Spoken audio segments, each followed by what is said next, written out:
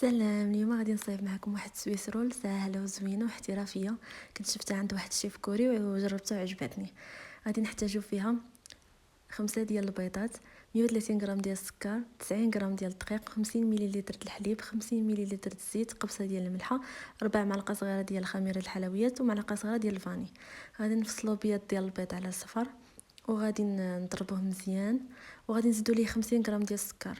حنا راه قسمنا السكر، غنخلطهم مزيان حتى يوليو بحال هكا. موراها غادي ندوزو البيض ديال البيض، غادي نطربوه بحال هكا حتى يولي فيه هكا الفقاعات، وغادي نشدو داك السكر اللي بقى لينا وغادي نديرو على 3 دفعات.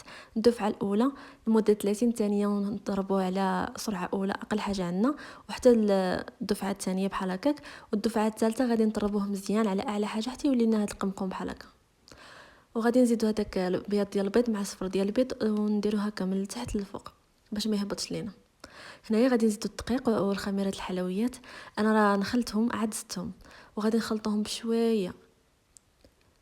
هاد الطريقه ديال هاد السويسرول غادي نشدو تنساليو هاد الكيكه، عاد نديرو الحليب والزيت والفاني. غادي نزيدو شويه منها من هذاك الخليط على الزيت والحليب، وغادي نخلطوهم باش عاد نزيدهم على الخليط باش ما يهبطش لينا. هاد الطريقه كنت شفتها عند واحد الشيف كوري صراحه واعره بزاف. غادي نخلطهم من التحت للفوق وغادي نديروها في صينيه. من الاحسن نديرو تحت منها الكاغيط باش دغيا نهزوها. انايا سخنت الفرن قبل، انا درتها في فرن غازي، خدات لي تقريبا ما بين 8 دقائق حتى 9 دقائق.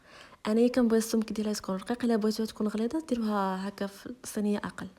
هنايا غادي نقطعوا هاد الحواف اللي في الثلاثه كاملين عاديين، ولكن هاد الحافه الرابعه غادي نقطعوها مائله باش يجينا بحال هذاك الشكل. وديك الجهات الاخرى غادي نبقاو نديرو بحال هكا غير باش ندورو، هي ما نقطعوش، ما وصلوش حتى لتحت، غير بحال نفلحوها وصافي. غنلويوها ونخليوها واحد شويه ونديروا لها اي حشوه بغينا.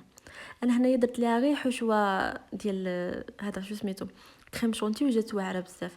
وحده اخرى عاوتاني صايبتها ودرت فيها غير الكونفيتور، راه زعما واعره بزاف، واعره زعما عيا نقول لكم زوينه. ما غاديش نوصفها لكم. كنتمنى تجربوها، ولا عجبكم الفيديو ما تنساوش ديروا لايك وشكرا.